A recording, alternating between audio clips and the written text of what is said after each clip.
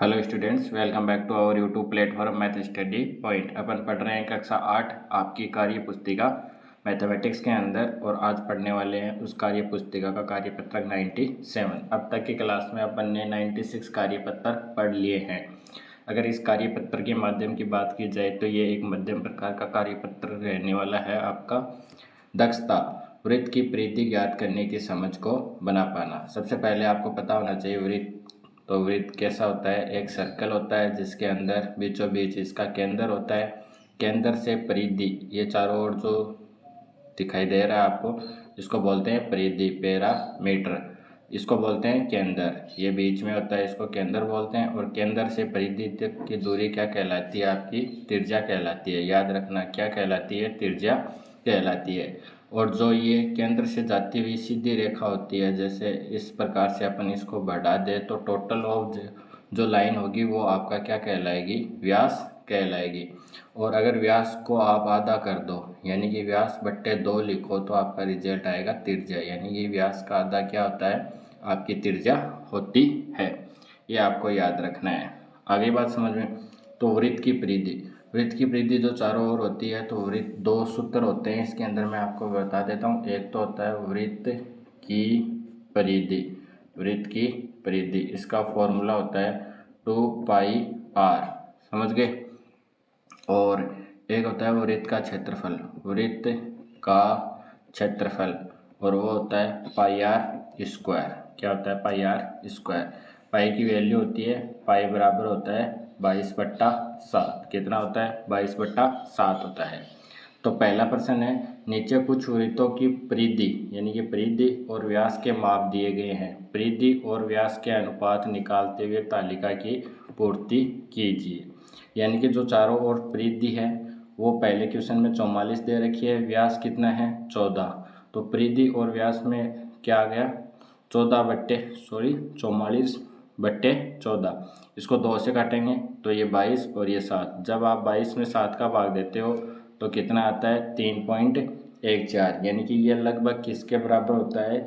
ये लगभग पाई के मान के बराबर होता है। 22/7 किसका मान होता है? पाई का मान होता है।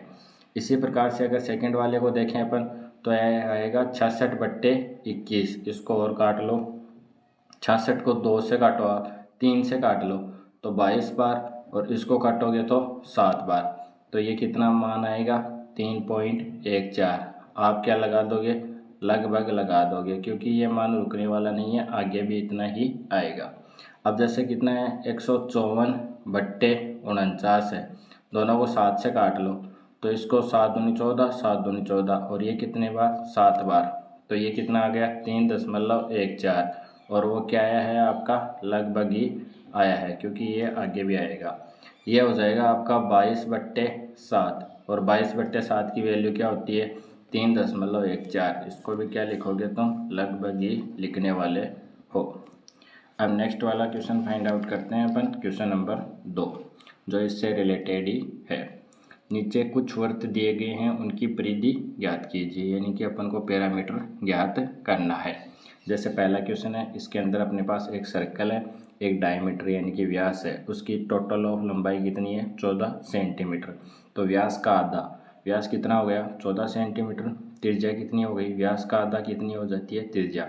यानी कि आप 14/2 लिखोगे तो आपका रिजल्ट आएगा 7, और ये 7 आ गया, व्यास का आधा त्रिज्या।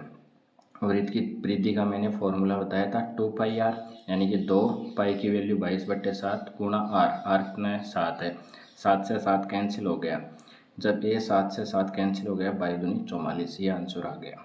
इसी प्रकार से इसके अंदर आपके पास व्यास कितना है? तो आप बोलोगे व्यास है 10 सेमी। और त्रिज्या कितनी हो जाएगी? व्यास का आधा हो जाएगी। त्रिज्या कितनी हो जाएगी? तो 10/2 हो जाएगा।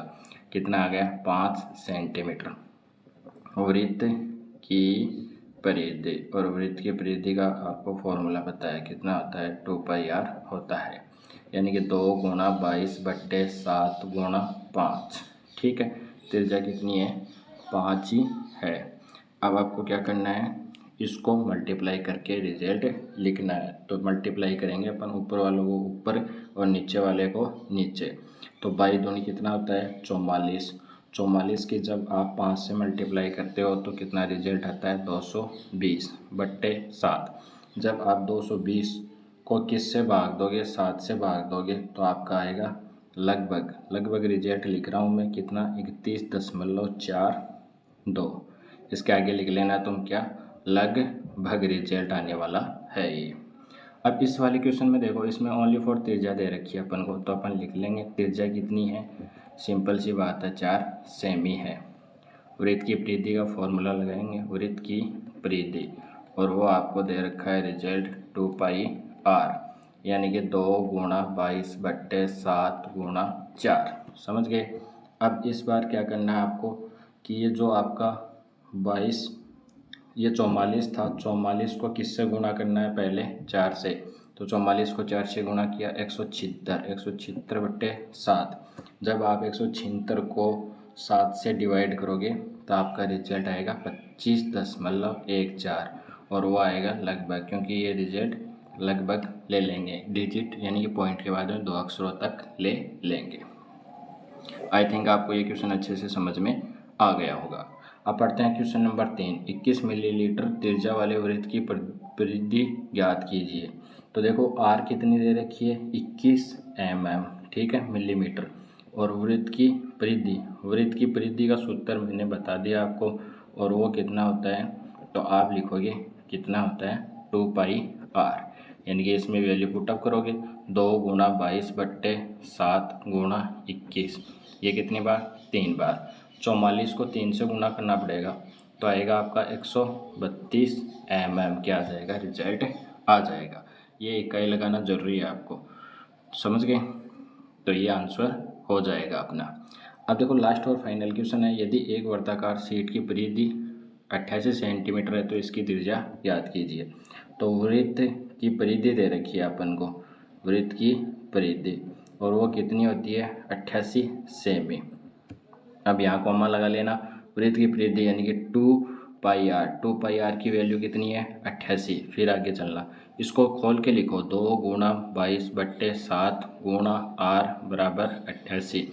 अब देखो ये 22 दूनी 44, इसको इससे काट लो तो ये कितनी बार कटेगा 2 बार, और r कितनी आ जाएगी आपकी 7 दूनी 14 सेंटीमीटर क्या आ जाएगा आपका रिजल्ट आ जाएगा।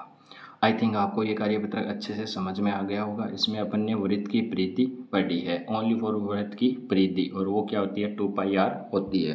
पाई की वैल्यू क्या ली है अपन ने 22/7 ली है। परिधि ज्ञात करना सीखा है। आपको अच्छे से समझ में आ गया होगा। वीडियो कितनी समझ में आई कमेंट बॉक्स में कमेंट करके ज़रूर बताएं। वीडियो को लाइक करें तथा अपने यार दोस्तों के साथ इसको ज़रूर से ज़्यादा शेयर करें ताकि उनकी भी मैथमेटिक्स में हेल्प हो सके। मिलते हैं नेक्स्ट वाले कार्यपत्रक के साथ, तब तक आपको बहुत बहुत धन्यवाद।